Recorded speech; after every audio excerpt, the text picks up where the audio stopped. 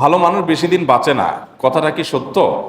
কারণ সমাজে যখন কোনো ভালো মানুষের মৃত্যু হয় তখন এরকম কথা শোনা যায়। অনেকে এরকম কথা বলেন যে ভালো মানুষ বেশি দিন বাঁচে না। এটা আসলে কোনো কোরআন হাদিসের কোনো কথা যে এরকম না, বরং নবী করিম সাল্লাল্লাহু আলাইহি সাল্লামের একটা হাদিস আছে, আমরা জানি খায়রুন নাসি মান তালা আমরুহু ওয়া হাসুনা আমালু।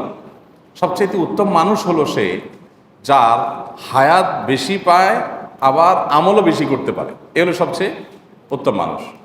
তাহলে ভালো মানুষ হলেই হায়াত কম পায়, অল্প বয়সে মরে গেলে সেই ভালো মানুষ, এত সহজ ক্যালকুলেশনের সুযোগ নেই।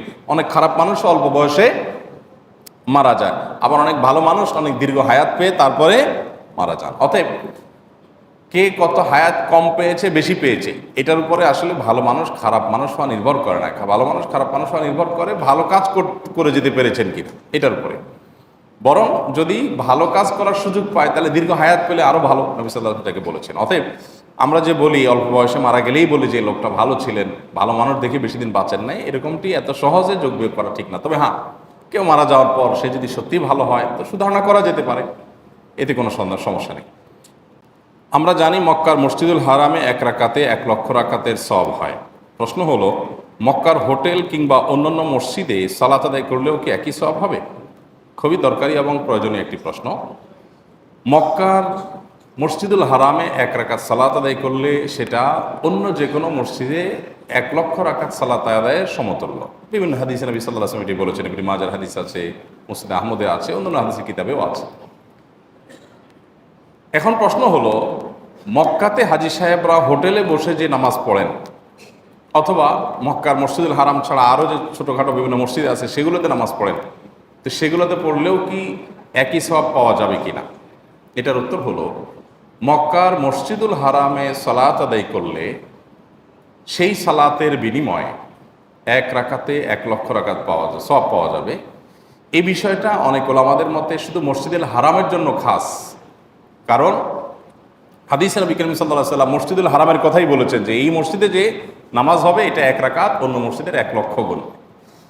তাহলে সেটা নবী করিম সাল্লাল্লাহু আলাইহি ওয়াসাল্লামের হাদিসের আলোকে বোঝা যায় মসজিদের জন্য। অতএব মসজিদের বাইরে হোটেলে করলে এটা পাওয়া যাবে না, এটা অনেক ওলামাদের মত। তবে সংখ্যাগরিষ্ঠ আলেমদের বা আরও অনেক ওলামাদের মত হলো যে মক্কার হারামের এরিয়ার মধ্যে এইটার ভেতরে যদি হয় তাহলে সেক্ষেত্রে পুরো হারাম এরিয়া জুড়ে প্রায় 70 বা 80 কিলোমিটার প্লাস মাইনাস এরকম হবে হারামের এরিয়া। এই সম্মানিত এরিয়া যেটা, এই পুরো এরিয়ার মধ্যে যে কোনো জায়গায় নামাজ পড়লে 1 রাকাতে 1 লাখ রাকাতের সওয়াব পাওয়া যাবে। এবং এই মতের সপক্ষে যারা বলেন তারা বলেন যে আসলে মসজিদের কথা যে বলা হয়েছে হাদিসে, এটা মসজিদ বলতে হারামকে বোঝানো হয়েছে, পুরো সম্মানিত এরিয়া এহরাম জোন যেটা ওইটাকে বোঝানো হয়েছে, পুরো মিকাতের এরিয়াই পুরাটাকে বোঝানো হয়েছে। তো এটার দলিল হিসাবে, এটার প্রমাণ হিসাবে হুদুদে হারাম যেটা, সেটার মধ্যে পড়লেই যে হয়ে যাবে সেটা সপক্ষে আপনার কোরআনে কারিমের একটা আয়াত আছে। আপনার আল্লাহ তাআলা সূরা ইসরা শুরুতে বলেছেন, সুবহানাল্লাযী আসরা বিআবদিহি লাইলাম মিনাল মাসজিদিল হারাম ইলাল মাসজিদিল আকসা। নবী করিম সাল্লাল্লাহু আলাইহি ওয়াসাল্লামকে আল্লাহ তাআলা মসজিদে হারাম থেকে মসজিদে আকসায় মেরাজে নিয়ে গেছেন। অথচ মেরাজের শুরু হয়েছে বিভিন্ন বর্ণনা দ্বারা বোঝা যায় উম্মুহানির ঘর থেকে। তো আল্লাহ বলেছেন মসজিদুল হারাম থেকে, যেহেতু উম্মুহানির ঘরটা হারামের এরিয়ার মধ্যে, ওইটাকে মসজিদুল হারাম বলা হয়েছে।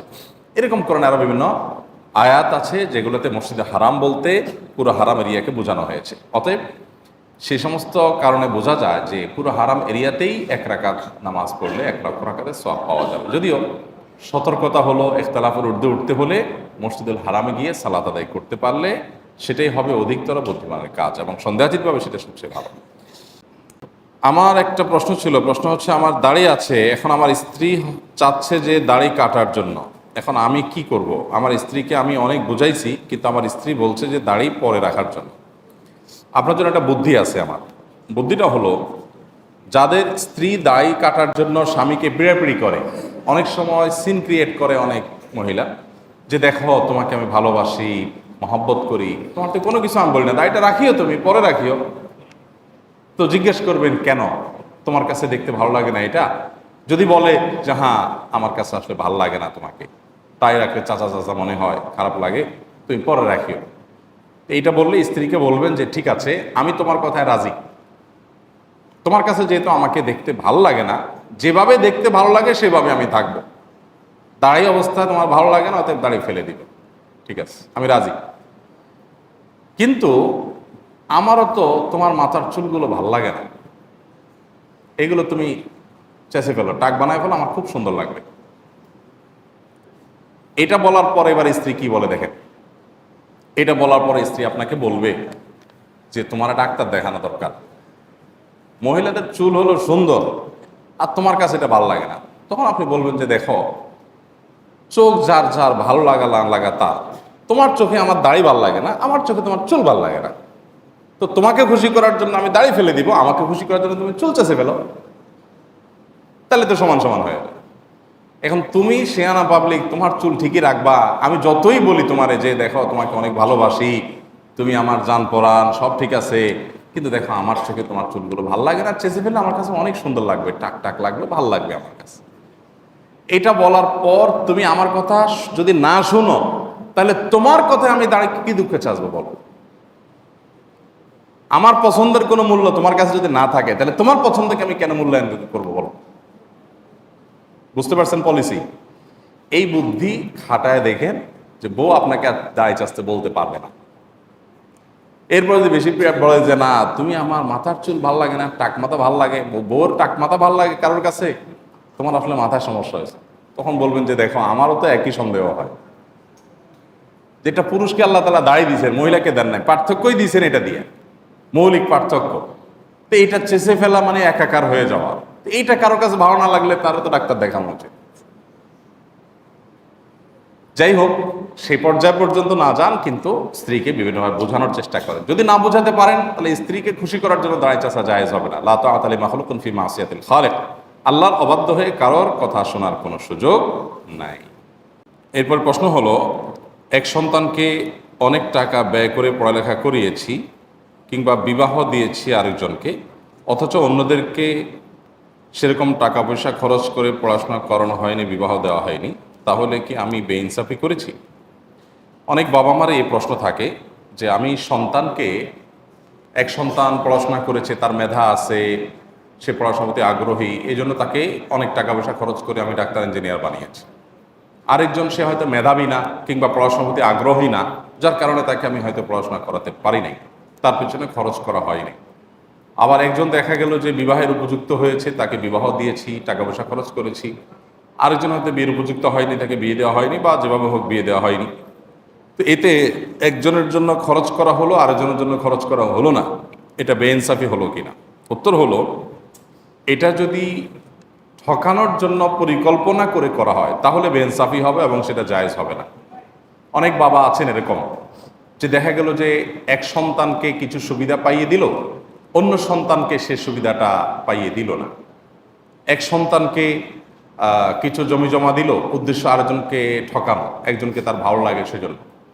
তো এরকম যৌক্তিক এবং গ্রহণযোগ্য কোনো কারণ ছাড়া নিছক আমার ভালো লাগে খারাপ লাগে এটার উপর ভিত্তি করে কোনো সন্তানকে কোনো সুবিধা দেওয়া, অন্যদেরকে না দেওয়া, সেটা গুনাহ, সেটা বেইনসাফি। নবী করিম সাল্লাল্লাহু আলাইহি ওয়াসাল্লাম বলেছেন, ইত্তাকুল্লাহ ওয়া আদিলু বাইনা আওলাদিকুম, তোমরা আল্লাহকে ভয় করো এবং তোমাদের সন্তানদের মধ্যে তোমরা ইনসাফ এবং ন্যায় এটা প্রতিষ্ঠা করো, বেইনসাফি করবে না।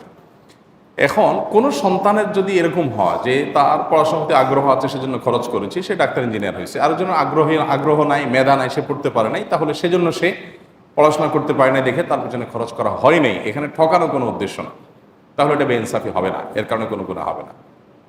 এটা জরুরি না যে অমুকের জন্য এটা খরচ করছি তাই তোমার জন্য করতে পারি না, তারপর তুমি ক্যাশ নিয়ে যাও, এটা জরুরি না। কারণ এখানে পরিকল্পনা মাফিক একজনকে সম্পদ দেওয়া হচ্ছে, আরেকজনকে বঞ্চিত করা হচ্ছে, ব্যাপারটা এরকম না। একজন অসুস্থ হয়েছে, তার জন্য চিকিৎসায় লক্ষ লক্ষ টাকা খরচ হয়েছে, আরেকজনকে আলহামদুলিল্লাহ সুস্থ আল্লাহ তাআলা রেখেছে, তার জন্য খরচ হয় নাই। তো এখানে কোনো বেইনসাফি হবে না যে একজনের জন্য লাখ লাখ টাকা খরচ করলাম, আরেকজনের জন্য খরচ করলাম না, কারণ এখানে ঠকানো উদ্দেশ্য না, প্রয়োজনের ভিত্তিতে খরচ করা হয়েছে, জরুরতের ভিত্তিতে। ঠিক একইভাবে কোনো মেয়ে বিয়ের উপযুক্ত হয়েছে, টাকা পয়সা খরচ করে তাকে বিয়ে দিলেন বাবা, আরেকজন হয়তো বিয়ের উপযুক্ত হয় না, এর মধ্যে বাবা মারা গেলেন, তাহলে সেক্ষেত্রে বাবার কোনো বেইনসাফি হয় নাই। বা একজনের বিয়ে বেটে বলে হয়ে গেছে, আরেকজনের হয় নাই বেটে বলে, তো এই ক্ষেত্রে বাবার কোনো বেইনসাফি নাই যে এক জায়গায় খরচ করবেন আর জায়গায় খরচ করেন না, কারণ সেখানে ঠকানো উদ্দেশ্য না, বেইনসাফি করা উদ্দেশ্য না। শরীকে কোরবানি করতে হলে কোন কোন বিষয় লক্ষ্য রাখতে হবে? শরীকে কোরবানি করতে হলে আপনাকে লক্ষ্য রাখতে হবে প্রথমত যে শরিক সবার উপার্জন যেন হালাল হয়। যদিও অনেকগুলো আমাদের মতে শরিকের কারোর উপার্জন হারাম হলে বা কারোর নিয়ত গোশত খাওয়া হলেও আপনার কোরবানির কোনো অসুবিধা হবে না, তারপরও আপনার এই গোশতে, এই ইবাদতে, এই কোরবানিতে তার যেহেতু ভাগ আছে, সেখানে যদি এক একজনের এক এক নিয়ত থাকে, বিশেষ করে একজনের নিয়ত হলো শুধু গোশত খাওয়া, তার আসলে কোরবানির উদ্দেশ্য না, তাহলে সেক্ষেত্রে আপনার অন্য সবারই কোরবানি হবে কিনা সেটা নিয়ে, যেমন বললাম, অনেক ওলামার মতে হবে, আবার অনেক ওলামা একরাম, ফোকাহ একরামের মতে কিন্তু এটা হবে না, কারণ এখানে পশু একটাই জবাই হচ্ছে, নিয়ত একজন এক একটা হলে এটা গ্রহণযোগ্য না। এক। দ্বিতীয়ত হলো, নবী সাল্লাল্লাহু আলাইহি ওয়াসাল্লাম বলেছেন, ইন্নাল্লাহা তাইয়্যিবুন লা ইয়াকবালু ইল্লা তাইয়্যিব, আল্লাহ পবিত্র, পবিত্র ছাড়া কিছু গ্রহণ করেন না। অতএব কোরবানির পশুতে হারাম টাকা কেউ ইনভেস্ট করলো, আল্লাহকে এটা গ্রহণ করবেন না। এখন আপনি বলবেন যে আমি তো আর হারাম টাকা ইনভেস্ট করি নাই, তারটা আমাকে কেন পোহাতে হবে? আপনাকে পোহাতে হোক বা না হোক, তার ওইটার দায় আপনাকে নিতে হোক বা না হোক, কিন্তু হারামের সাথে মিশ্রণ হয়ে যাচ্ছে আপনার টাকা, তো এই টাকাটা তো মিশ্রণ হোক, সেটা আপনি না চাওয়া উচিত। সেই সব জায়গা থেকে শরীকে কোরবানি করলে সবার উদ্দেশ্য ঠিক আছে এটা খেয়াল করা দরকার। ইখতিলাফের ঊর্ধ্বে উঠেও এটা খেয়াল করা দরকার যে সবার নিয়তটা ঠিক আছে, সবাই মুখলেস মানুষ, শরীকরা ভালো মানুষ এবং উপার্জনগুলো হালাল, এটা দেখা দরকার। দ্বিতীয়ত, গোশতের ভাগ ইত্যাদি যখন হবে তখন ইনসাফের সাথে ভাগ হচ্ছে কিনা সেটাও খেয়াল করা দরকার। এক্ষেত্রে যদি বেইনসাফি করেন সেটা গুনাহ হবে। আবার কোরবানি অশুদ্ধ হয় কিছু কারণে, সেগুলো যেন না থাকে খেয়াল করা দরকার। যেমন আপনার কসাইকে আপনি গোশত দিয়ে পারিশ্রমিক দিলেন, বা টাকা কম দিয়ে গোশত দিয়ে পোষায় দিলেন, তাহলে এটা পারিশ্রমিকই হলো আলটিমেটলি, এটা জায়েজ নেই। শরীকে কোরবানি দিলে এগুলো বিশেষভাবে খেয়াল করতে হয়, কারণ শরীকে এক একজন এক এক চিন্তার, সবাইকে এক করে তারপরে কোরবানি করার চেষ্টা করতে হবে।